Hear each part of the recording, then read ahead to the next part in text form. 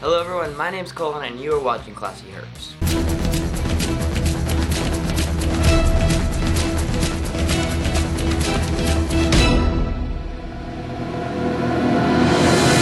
Alright, so we all know this is a pretty expensive hobby, keeping reptiles and herpetology, and so today I'm just going to kind of share with you some ways that you can save some money and protect yourselves from people who are just trying to steal from you. And you need to be able to spend money on things that you really need, and a lot of things are really overpriced, and so I'm just going to kind of help you out with some things that I've learned over my experience. Alright, now that the junk you're looking at here, guys, is the stuff that you're going to see in pet stores, and these places like Flukers and Zilla, and you'll see Zoomed stuff, and those name brands, those guys out there have the stuff that you need, but they jack the prices up for things that should not be nearly as high as they are, and I have found some ways to prove that. And so, I mean, just this stuff here, I don't buy this stuff. I don't buy this. I did when I first got started because I didn't know, and I didn't know what else to do. And what this stuff is, this is water gel that it says Cricket drink. It's got a bunch of, it says with calcium and whatever. It's water crystals is what it is. And they put some fancy dye in it. They put some green dye in it to try to sell you it. And this one's got yellow dye in it. And it'll come with dyes just to be flashy. And it's nothing. Alright, so don't fall for that stuff, because I don't even know how much this stuff costs because I don't buy it. All this stuff I got as gifts and things, or I got them for free. And I'm gonna guess some of this probably costs like $18, or I honestly have no idea.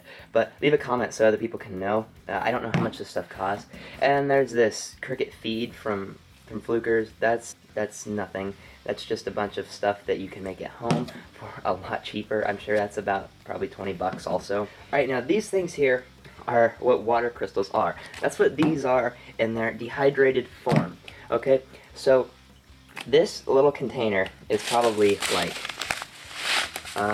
maybe that many crystals, literally, because these things expand ridiculously, and this was probably $20, like I said, and I got this for about 20 bucks, and you can buy these from roach places. This is a pound, and so yeah, this is a pound of water crystals, and you can buy these from places that sell feeder insects, and it's a lot cheaper. And if you don't want to buy on the internet or stuff like that, these also work. It's about the same price, I think.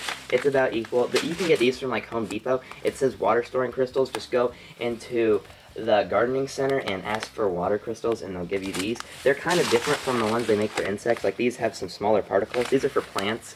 I would recommend these, to be honest with you. These are kind of made for insects to eat, and these are kind of made for plants to eat, but these will work just fine. Alright, now you can find at expos, people, there's usually an insect guy there, and he'll usually sell this stuff. Most people buy it in one like this. I think something like this is $5 usually. And that will make 1 whole gallon of water of these water crystals.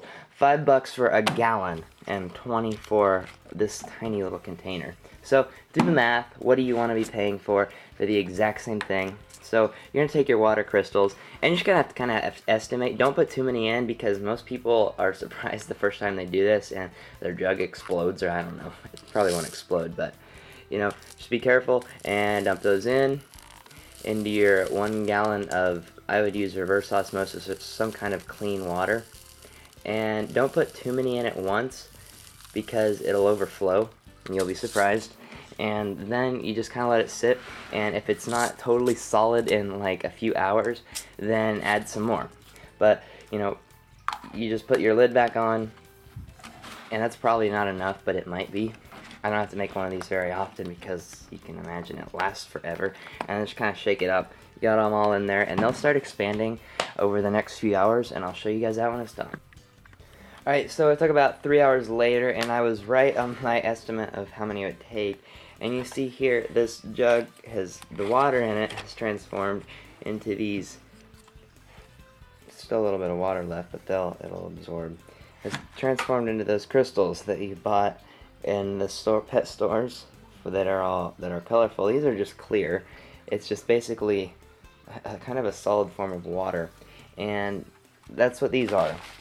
Just something that can hold water that's healthy to eat.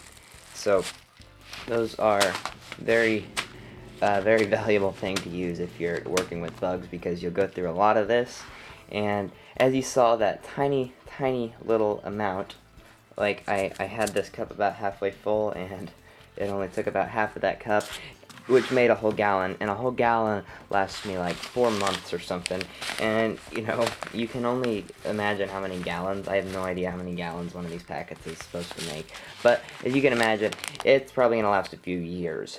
And so this was like 20-30 bucks, I think, and compared to how much you would have to spend on those tiny little containers, which are like 20 each, over that amount of time, it would be like thousands of dollars. So be smart with your money and spend it on these. Alright, so now you got your water covered, and insects need food and water. Now, guys, I gotta tell you, you don't need any of this stuff that I'm telling you. If you want to go like the easiest way, just throw in some fruit and some vegetables in there, because they can get both their food and their water from that. Like a potato, I would do potatoes because they don't rot as quick, but you can do apples and stuff, and they get both that from there. But you need to make sure, that's kind of a little bit more work because you're going the cheaper way, but you need to replace that regularly so they don't get mold, and mold can, you know, cause a lot of problems and kill your stuff. But this is what I do because it's dry and you can let it sit in there until it's gone. Alright, so basically all this is, let's just read the ingredients here. The first thing is grain products. Alright, so this is just a bunch of grain ground up real fine, and it looks good. And they have all this fancy advertising that makes you want to buy this bunch of junk. Now, what I do for food, and obviously my reptiles have been doing just great, I go to a local feed store. I go to Orscheln's to get most of my stuff. You see the name there in sunlight. I go to Orscheln's. It's a farm store because I kind of live in a farming community. But what I found, you're going to want to try to find something with a lot of protein in it, a lot of crude protein, because insects need a lot of protein, because what you feed your insects goes directly into your reptiles, and so what you're feeding your insects is what you're feeding your reptiles, essentially. So you're going to want to feed your insects good stuff, because that means you're feeding your animals good stuff, and obviously we want healthy animals. It's called gut loading. If they're gut loaded full of protein, then your animals are going to get a lot of protein, and that's good because they can build a lot of muscle and stay healthy with that. So what I found the best is this game bird, whatever you want to call it. It's for chickens and stuff, and turkeys, and those kind of things. It's got a lot of protein in it. Alright, so if you want to be a good buyer, you have to look at what you're really buying. You can't just look at all the fancy labeling and colors. Now, first thing, we're going to want to look at crude protein. The crude protein minimum in this is 20%. So there's guaranteed 20% protein in this. Now let's look at our chicken feed right here. Crude protein minimum 22%. So this is actually even higher in protein than this is. And obviously this, because it's in such a huge bag, because it's made for farmers who have a lot of chickens, it's going to be a lot more, and it's going to cost obviously a little more than this little container, but the ratio for amount to price is going to be much more reasonable, and so I would go with this as your base. Now the other ingredient I like to use is this tropical fish flakes, and if you go around back here and you look, the minimum crude protein in this is 47%, which is probably the highest thing I've ever found in a food before. I guess fish need a lot of protein, so. And then obviously I'm going to mix in some calcium. You can go with D3 or without D3 depending on what you're feeding. And it's a pretty simple mixture. This chicken food stuff is already really pretty fine stuff because it's made for chickens who have little mouths to eat. So it's pretty good for insects. We're just going to take this and get our container. Get a pretty big container so you don't have to do this too often. And just start pouring it in. As much as you want, really. I will do about that much there. And we're done with that. So now I'm going to take my fish flakes here and we're just going to dump these in. I don't have any fish that eat these, so this is the only reason I have these, so use those. And I'll put about that much in. You can put as much in as you want, really.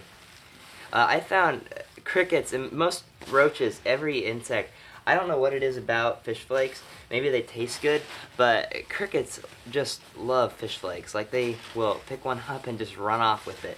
I haven't seen them do that with many other foods. Maybe it's because they're so light and thin that they're easy to eat, but they love fish flakes. And so this is just an amazing mixture. And then we're going to take your calcium, and again, you can add as much as you want, but feeding them calcium is like feeding your animals calcium, and so it's already in them, so it's not you don't really have to dust. I would still recommend dusting, but if it's already inside of them, then it's not as urgent to dust them all the time, because it's already inside of them. And I'm kind of more into feeding gut loading than putting it on the outside, because when they just eat it, it's on the outside. It can brush off and just be left behind in the cage, and I don't really believe in dusting all that much. It is good for them, but I just don't think they get it digested as well unless it's inside of the animal, like the cricket already. Alright, so now you have a whole container, or however much you made, for probably $5, and you have this tiny little container for $20. Now, you guys can be smart from here and decide which you want to do, but if you just follow these steps, you're going to save a lot of money. One little thing I'd like to show you guys is when you're trying to get a filter for your turtle, don't go out and buy one of these special turtle filters, because it's the same thing as these fish filters here.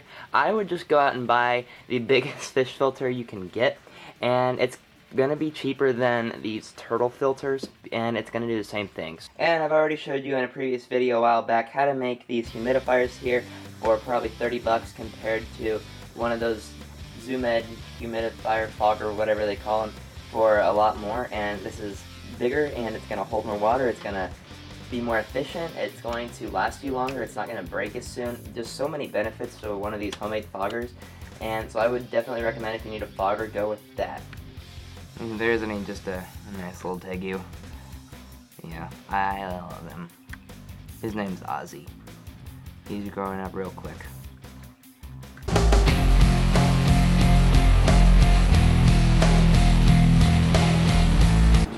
Alright, so I'm bringing you guys your pup of the week this week. This is kind of an original rat. I've never had something like this. It's just a normal hooded.